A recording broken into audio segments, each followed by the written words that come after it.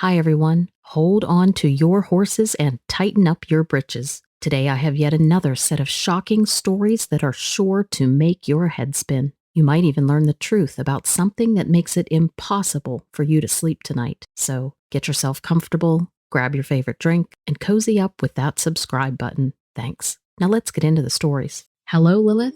I'm Dr. Andrew Thompson, a former marine biologist with a career spanning over 2 decades. Mostly with NOAA, or in other words, the National Oceanic and Atmospheric Administration. Basically, I've spent a significant portion of my life under the ocean, studying marine life in their natural habitats, and thought I had seen all the wonders and horrors nature had to offer. But something I experienced recently defied my understanding of the natural world. I've recently moved to the Pacific Northwest after retiring, eager to trade the salty sea air for the fragrant freshness of the dense, unspoiled forests. I was nestled in a cabin in Washington state, intending to write a book about my underwater adventures. One late afternoon, after a day of putting thoughts to paper, I went out for a walk in the surrounding woods. Equipped with a sturdy walking stick, I ventured deeper than usual, charmed by the chorus of woodland creatures and the rustle of leaves beneath my boots. As the sun began to dip below the treetops, I noticed an abnormal sound, almost like a heavy fabric being dragged across the forest floor. Intrigued, I paused to locate the source of the noise. That's when I first caught sight of it. Standing on a slight rise in the landscape, partly shrouded by shadows, was an entity, an intimidating silhouette that sent a chill down my spine. My first instinct was to reason it was a bear or a deer. But as I squinted and tried to make out the shape, I was met with a creature beyond my comprehension. Standing upright on 2 legs, it was towering, easily over 6 feet tall. The fading light revealed a scaly, reptilian skin, and it bore claws that reflected the soft rays of the setting sun, a sight both terrifying and captivating. The creature's eyes, however, were what got me the most. They were a luminous yellow, staring back at me with an intelligence that was unmistakably predatory.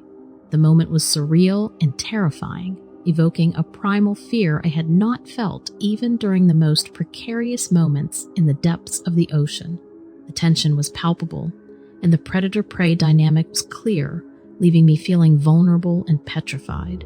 Just as I prepared myself for an imminent confrontation, the creature gave out a low growl, displaying an array of sharp, threatening teeth reminiscent of prehistoric carnivores. But instead of lunging at me, it pivoted and retreated into the veil of the forest, leaving me standing there, breathless and bewildered. I spent the next few moments trying to rationalize the encounter, doubting my senses, questioning if I was a victim of my overactive imagination. But the feeling of dread, the pulsating adrenaline, and the bone-chilling fear I experienced were far too real. After the creature had disappeared into the dense undergrowth, I remained still for a while, rooted to the spot by a combination of fear and awe. The atmosphere was heavy with an uncanny silence, the forest seemingly holding its breath along with me.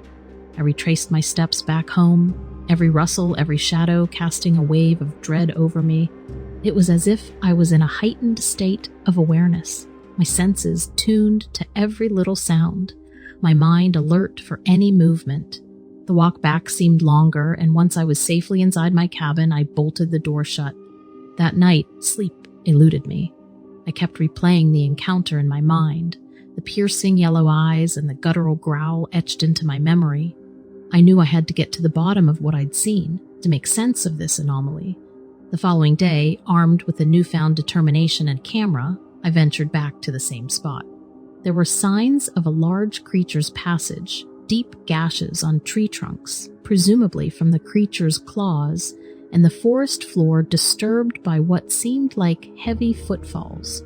I documented what I found, photographs and notes, attempting to gather evidence of the encounter. Over the next few days, I continued to revisit the site, but the creature never made another appearance. I've been attempting to research what I encountered, poring over folklore, mythology, cryptozoology. The descriptions I found seemed to align with creatures referred to as reptilian humanoids in some circles. But as a man of science, I am struggling with the possibility that what I witnessed could be something as cryptic and unproven. The entire experience has left me questioning my understanding of the natural world. The fear has subsided, replaced by an insatiable curiosity and a sense of wonder. If such a creature exists, what does it mean for our understanding of evolution, biology, and the world at large? I'm hoping, Lilith, with your expertise and resources, you might be able to shed some light on what I've encountered. I'm happy to share my findings, photographs, and any further information that might help us figure out the nature of this creature. Looking forward to your thoughts. Dear Lilith, my name is Officer Johnson, and I'm writing to share a recent encounter I had that left me quite shaken.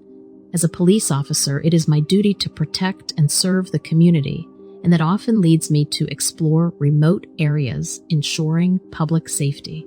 Due to the increasing number of disappearances and unusual occurrences, my fellow officers and I were determined to investigate further. Equipped with flashlights and our service weapons, we set out on a chilly evening to uncover the truth behind these incidents.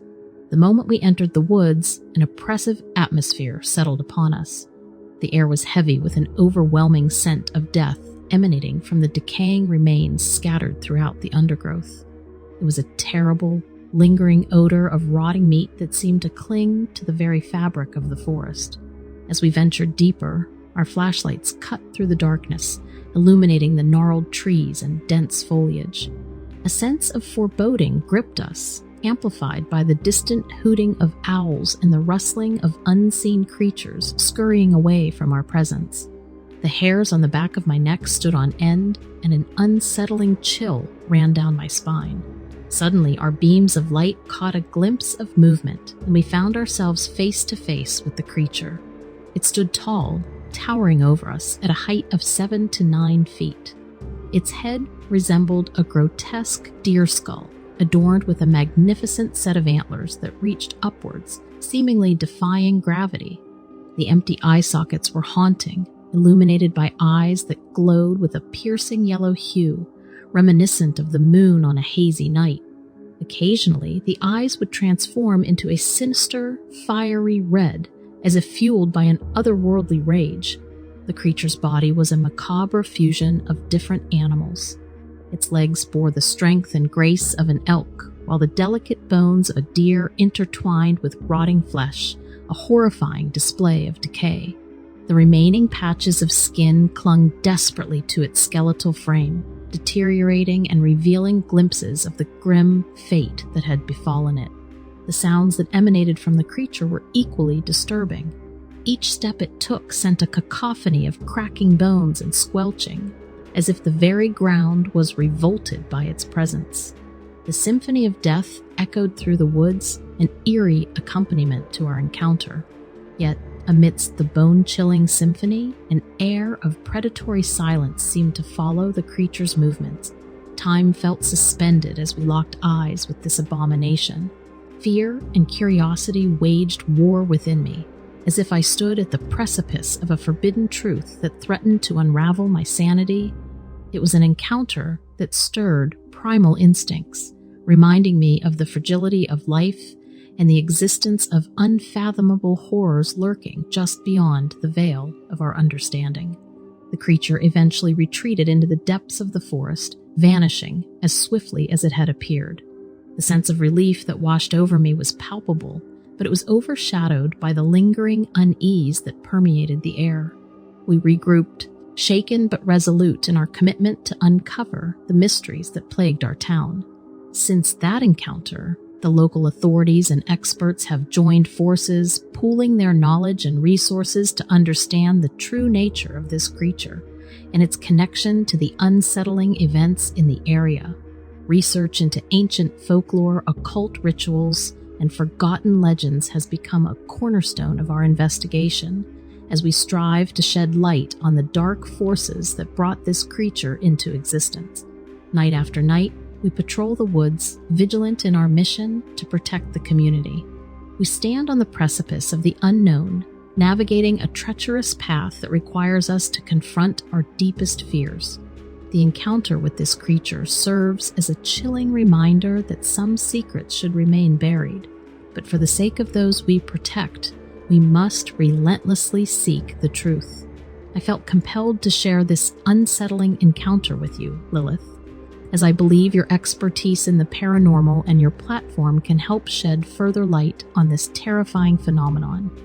By raising awareness and harnessing collective knowledge, we can fortify ourselves against the encroaching darkness and safeguard the innocent. Together, I believe we can uncover the truth behind this mysterious creature and protect those in its path. I'm Larry, a longtime listener from upstate New York. Recently, I had an encounter that left a deep impression on me and continues to rattle me, even as I write this. I'm not a man easily swayed by tales of the unexplained, but this experience has changed my perspective significantly. 3 weeks ago, I was at my friend's cabin up near the Adirondacks. He'd mentioned some trouble with what he assumed were wolves getting into his garbage, so I went up there to help him out. It's a remote place tucked into the dense woods, perfect for anyone looking for a taste of adventure and seclusion. On the first night, something strange happened. We could hear this low, almost guttural growl in the distance. It wasn't like any wolf or bear I'd ever heard. We just shrugged it off, though. Must be some wild animal, we reasoned. The following day, we found the garbage cans toppled over, but the mess was more chaotic than we'd expected. Smell was something else, like wet dog and rotten meat mixed together. We cleaned it up and didn't think too much of it. But the next night, we heard the sounds again, this time closer. On the third night, we saw it. I saw it emerge from the shadows, the moonlight illuminating its form. It towered over us, a nightmarish blend of human and animal characteristics that was difficult to comprehend. The legs were long and muscular, disturbingly human-like, but ending in paws that were unmistakably those of a large dog or perhaps a wolf. It stood upright, hunched slightly with wide, imposing shoulders and a humpback that exaggerated its already intimidating silhouette. Its hair was a haphazard mix of black, brown, dark brown, and occasional streaks of gray, thick and matted in places like it had been living rough for a while. The smell that came off of it was overwhelming, a terrible cocktail of wet dog, garbage, urine, rotting meat, blood, and an undercurrent of sulfur that made your eyes water. Its face was the most terrifying part. It had a long snout, not unlike a hyena, filled with a double row of teeth that looked sharp enough to tear through bone. Fangs jutted out from its upper jaw, and its ears were pointy, adding to the demonic appearance. Its eyes glowed ominously in the darkness, full of a predatory intelligence that sent shivers down my spine. The guttural growl that came from deep within its chest echoed around the still forest, commanding a primal fear I didn't know I was capable of feeling. It looked at us for a moment, then let out this haunting howl that echoed through the forest. Then it just turned and walked away, disappearing into the darkness. As the creature disappeared into the darkness, a hush fell over the forest. Our hearts pounded in our chests, the adrenaline making our ears ring. We stood there in stunned silence. The afterimage of the creature burned into our minds. When we finally gathered our wits, we raced back to the cabin, bolting the door behind us. We spent the rest of the night on high alert, listening to every snap of a twig or rustle of leaves, certain that the creature would return. But the night dragged on without further incident. The next morning, we ventured out, the sunlight doing little to erase the dread that hung over the place. We found footprints around the cabin, too large and oddly shaped to be from any animal we knew. We spent the day reinforcing the cabin, boarding up windows, and setting up trail cameras around the perimeter. If the creature was going to come back, we wanted to be ready and maybe get some evidence of its existence. Despite our preparations, the following nights were tense but uneventful. The cameras captured nothing out of the ordinary, though the occasional low growl in the distance reminded us of the creature's presence. We barely slept, jumping at shadows and imagined sounds. After a few days, we decided to cut our trip short. As we packed up, we couldn't shake off the unease. We were leaving, but the memory of the creature and its lingering smell stayed with us. The ride back was quiet, our minds still processing what we'd witnessed. Even now, safely back in my own home, the memory haunts me. I can still see the creature in my dreams, hear its growl in quiet moments. Sometimes I wake up in the middle of the night, certain that I can smell that horrid stench again. It's a constant reminder of the creature that lurks in the dark corners of the Adirondacks, a story I had to share with you and your listeners.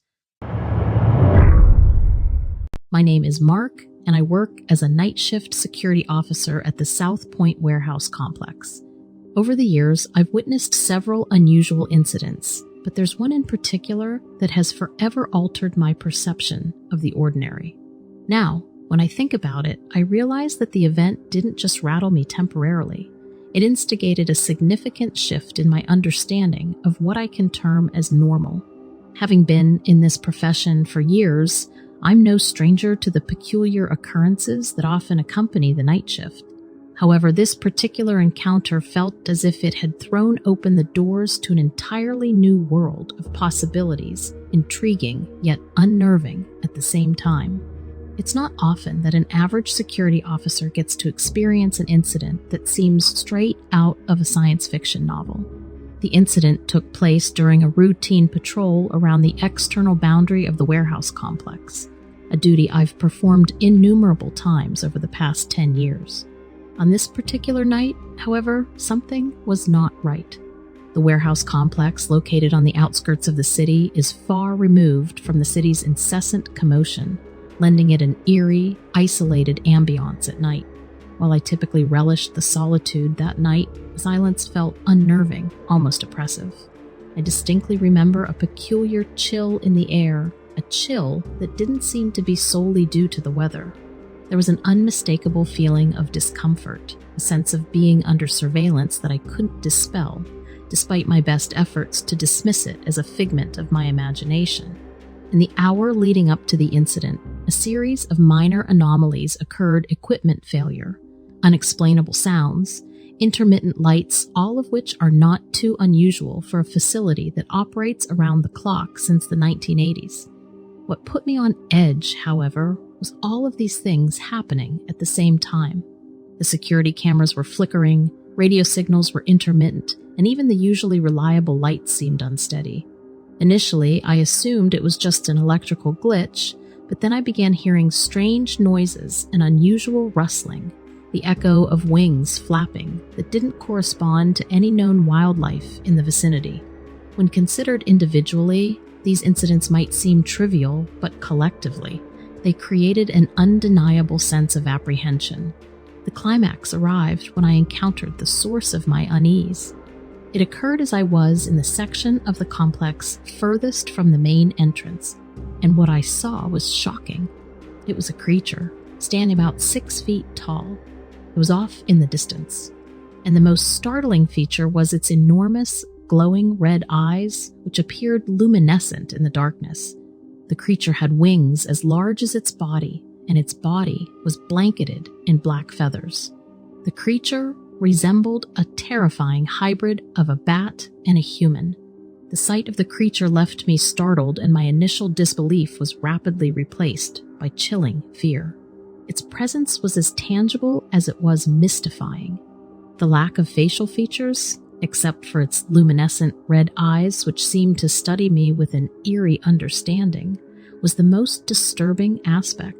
Its body was a spooky mix of the known and the unknown, with its bat-like configuration and enormous wings covered in black feathers extending into the darkness. It was as if I was witnessing a surreal distortion of reality, standing there under the dim, fluctuating lights. After it vanished, I was left alone, attempting to comprehend what I had just witnessed. The encounter has had a lasting impact on me, and its effects are still discernible. The incident has forever changed the way I perceive the night and my job. Once the creature had disappeared, the complex regained its usual calm, but it was a different kind of calm now, a heavier silence that seemed to reverberate with the echoes of the encounter. I found myself questioning my own sanity, continuously replaying the incident in my mind, unable to rationalize what I had witnessed. Even months later, The memory remains fresh, casting a long shadow over my night shifts. The incident has instilled a deep sense of discomfort, an intense awareness of the unknown, which has infiltrated the very essence of my profession and my perception of the world around me. I was just getting off Business Loop 131 with my sister when I saw it. There wasn't much else to see in January 2000 in northern Michigan, so this thing really stood out to me.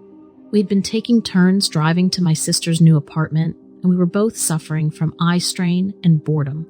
I'd already heard all of the stories about the folklore in Wexford County, but nothing had prepared me for what happened next. As we made our way to Cadillac Rest Area 306, I pulled my old beat-up sedan into a parking lot space so she and I could use the restroom before heading onward. She had been bugging me for weeks to see her new apartment up north.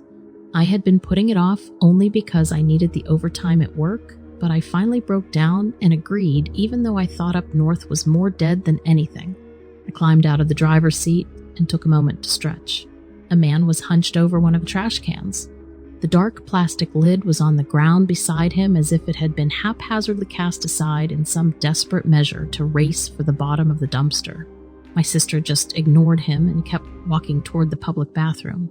I knew it wasn't right to talk to strangers, but I thought the guy was really hungry, and I felt sorry for him. I bit into my lower lip as I dug into my purse to offer him something to eat. That was when it happened. As I closed the gap between us, he straightened his spine as he turned to look at me. He had to have been at least 7 foot tall. I felt my heart stop in my chest. The body may have belonged to a man, but the head definitely did not. The first thing that came to mind was some kind of dog. Its fur was short and its snout was long. It reminded me of a werewolf, except way more disturbing. The eyes pierced my soul, the yellow amber tint like something from another time and place. The ears stood erect along the top of his furry head, its teeth like massive daggers, and when it howled at me it sounded like a human, like every bone was being broken in his body at the same time. The creature leaned down toward me, drooling over my purse. I assumed it was searching for the food I had stashed away in case my sugar crashed out on me. He took in my scent with cautious curiosity. When he reached my face, I cringed. His breath was utterly foul. The smell of death and decay hung in the air between us. The thought of a local butcher shop flashed briefly inside my mind. I was so glad my sister wasn't anywhere near the thing. Between the two of us, I was the better one when it came to self-defense. Yet all of the classes in the world hadn't prepared me for an encounter like this one.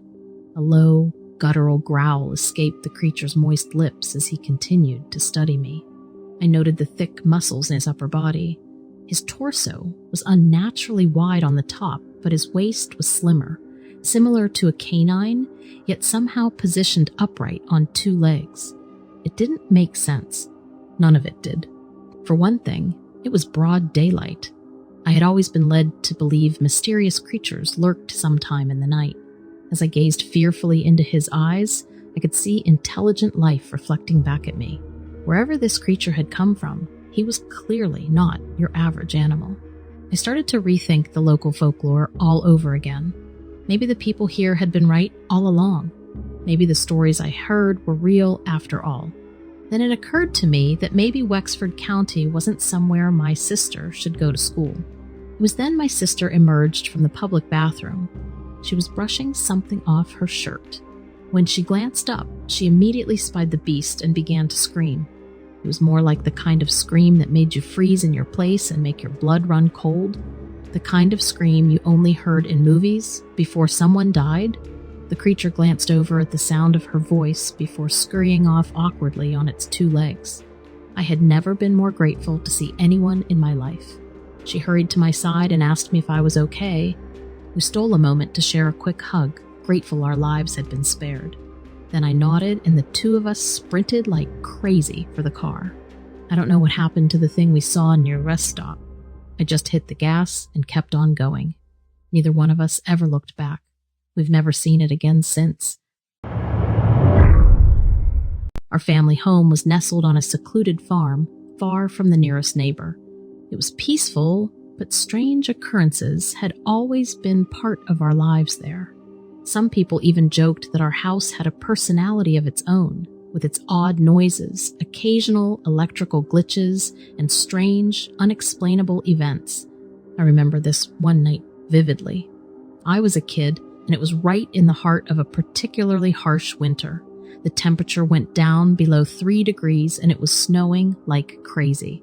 My 3 brothers and I had been cooped up inside, spending our night battling in the virtual world of Call of Duty on our newly purchased Xbox consoles. We had them set up in the living room, and a couple of friends joined us in our gaming marathon. In the midst of our excitement and trash talking, something truly terrifying happened. The TV screen started to glitch, flashing unsettling, almost demonic symbols. Then it abruptly returned to normal as if nothing had happened. We stared at each other in confusion. We were all freaked out, and we started blaming each other and accusing each other of pulling some sort of prank. But we were all in real fear.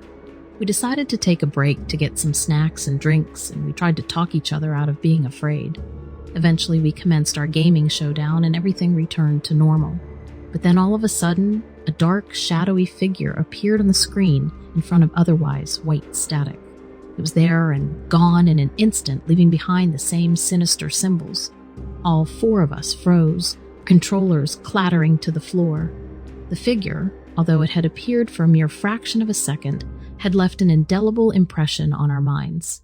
Its shape was humanoid but twisted, almost like a distorted reflection on rippling water. The symbols, too, were unsettling. Foreign but oddly familiar, like half-remembered shapes from a dream or something. And then, just as suddenly as it had all begun, the screen went black. The lights all went out, and we sat silently in total darkness. We were all too terrified to make a noise. We sat there in stunned silence for what felt like an eternity. Our minds were racing, trying to make sense of what had just happened. Our fears seemed to have manifested into something tangible, something that was much more than just a trick of light or a mere electrical glitch. Then our dog, a German shepherd named Marco, started to growl menacingly. His fur stood on end, his body tense, his eyes fixed on the television screen. We all turned to follow his gaze, but the screen was still dark, the symbols no longer there. Deciding that staying in the living room wasn't the safest idea, we all huddled up and walked towards the kitchen, leaving Marco standing guard near the TV. In fact, he wouldn't leave it. With our hearts pounding in our chests, we quickly pulled together a plan. We would go outside and check the electrical box. We had experienced power surges before, although none as dramatic or frightening as this one. Maybe, we reasoned, it was just the harsh winter playing havoc with the lines. As we prepared to brave the cold, we heard a loud crash from the living room, followed by Marco's terrified whining. We ran back, dread settling deep within us, not knowing what we would find. The living room was just as we had left it, save for one eerie difference. The Xbox consoles were on the floor as if knocked off the table, the game discs scattered around. The TV screen was once again filled with static, but the figure and the symbols were nowhere in sight. Marco, cowering in the corner, was whimpering softly. He'd never behaved like this before, and was truly out of character for him. We looked at each other, our expressions mirroring our shared confusion and fear. Despite our absolute horror, we knew we had to get to the bottom of this. We needed to find out what was happening in our seemingly haunted home. For the rest of the night, we investigated every nook and corner of our house, trying to uncover the truth behind the uncanny occurrences. But we found nothing. We all tried to get some sleep after that. I had a dream that night that I was back in the living room. The soft glow from the static-filled TV screen illuminated the otherwise dark room. The Xbox consoles were back on the table, intact. It was as if nothing out of the ordinary had happened, except there was a pervasive sense of unease. My brothers weren't there. Instead, I was alone, completely alone. I turned to look at the screen, and there it was, that same dark, shadowy figure. It was clearer now, more defined. Yet its face was a blur, an obscurity in a pool of darkness.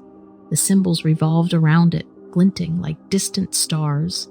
Suddenly, the figure began to reach out from the screen.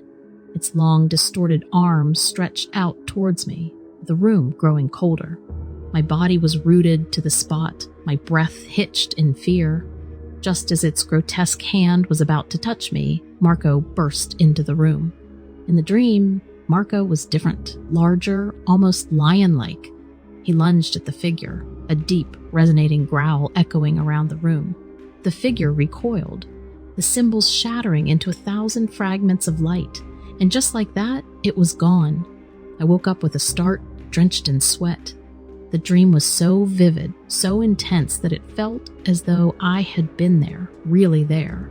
The terror I felt was indistinguishable from reality.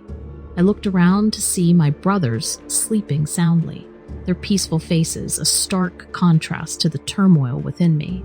I rose, glancing at Marco, who was curled up at the foot of my bed. He was no longer the lion-like creature from my dream, but his protective presence brought me a measure of comfort. As I laid back down, I couldn't shake off the memory of the dream, the figure, and the symbols. It all seemed to mean something, but I couldn't figure out what. Do any of you have any ideas?